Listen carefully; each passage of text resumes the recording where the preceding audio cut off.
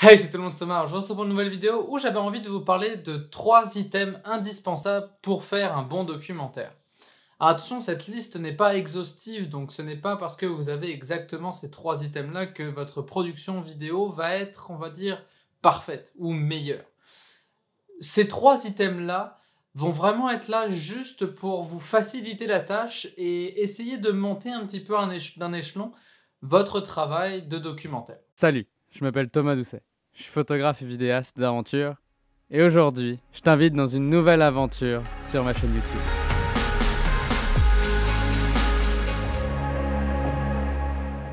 Alors personnellement, moi quand je fais du documentaire, il y a un peu comme 2 écoles, mais ce que je préfère personnellement, c'est vraiment d'avoir un mélange entre une entrevue filmée, posée, mais aussi des actions, des anecdotes, des prises de parole réalisées, on va dire, sur le vif, dans le moment. Ça, en fait, je trouve que ça amène une 3e dimension euh, au film, au grand complet, et ça vient vraiment en fait ajouter et englober la profondeur de l'événement, et ça, en fait, à mes yeux, ça amène le spectateur à vraiment apprécier le contenu puisqu'il est quasiment avec nous en train de le filmer. Si ce que je suis en train de dire est extrêmement clair, mais dans le fond, je préfère avoir un peu plus d'anecdotes, de prises de parole sur le vif que d'entrevues. Je trouve que ça permet vraiment d'ajouter cette belle profondeur qu'il y a là. Et pour faire ça, généralement, j'aime bien mettre un micro-cravate sur mes talents, sur les athlètes que je filme,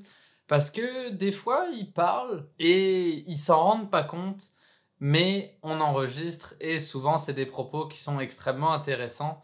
C'est ça qui va venir donner un peu plus le caractère et qui va vraiment montrer la personnalité des gens, puisque les gens, souvent, quand ils sont filmés avec une caméra, cette grosse œil noir qui nous juge, ils ont tendance à être un peu plus présents et un peu plus alertes des mots qu'ils pourraient dire. Et donc, pour essayer de pallier à ça et d'avoir le côté vraiment le plus naturel, généralement, j'aime bien mettre un micro-cravate sur mes talons. En deuxième, ça va paraître bête, mais du stockage. Du stockage, vous en aurez jamais assez.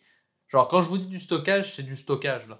C'est d'avoir du stockage. Je ne peux pas être assez safe d'avoir du stockage. À chaque journée de shoot ou chaque fois que vous rentrez de tournage pour votre documentaire, faites une copie faites une copie des fichiers que vous avez filmés pour la journée, pour la semaine et autres. Faites une copie et dès que vous avez l'occasion, faites un duplicata du même disque dur. Comme ça, si jamais ce drive-là est mort, vous avez toujours cette version-là et vous pouvez toujours après racheter un disque dur pour le recopier. Je sais que ça coûte plus d'argent, mais pour le coup, ça vous sauve énormément de stress. Et moi, personnellement, ce que j'aime bien faire, c'est avoir des petits disques durs comme ça.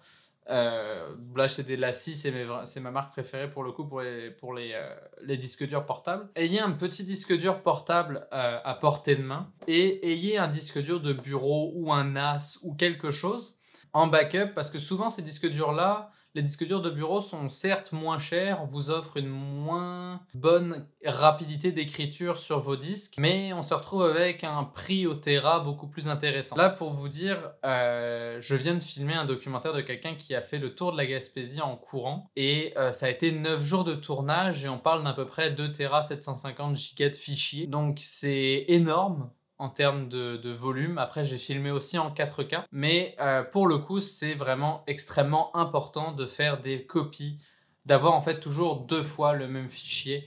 C'est extrêmement important et ça va vous sauver énormément de stress sur votre production, parce qu'une fois que les fichiers sont partis, ils sont partis pour de bon. Mon 3e et dernier objet que j'adore apporter avec moi, c'est une lentille polyvalente. Qu'est-ce que j'entends par une lentille polyvalente? Moi, mon go-to, ma lentille de prédilection, c'est la lentille avec laquelle je suis en train de filmer actuellement, la 24-105 mm f4, parce que en une fraction de seconde, elle me permet de passer d'un plan wide, d'un plan très large, à un plan un peu plus serré, et s'il faut, je peux toujours me servir de mes jambes pour me déplacer, et je trouve que pour le coup, oui, cette lentille-là n'aura pas le meilleur piqué, mais on se retrouve avec une lentille qui est extrêmement polyvalente, et en documentaire, la polyvalence est quelque chose d'extrêmement important. Et absolument pas à négliger, parce que souvent, les gens vont faire comme « Oh non, j'ai pas la bonne lentille ». Ça m'arrive de temps en temps avec ma 70-200, je fais comme « Oh, je suis trop proche » ou « Oh, je suis trop loin ».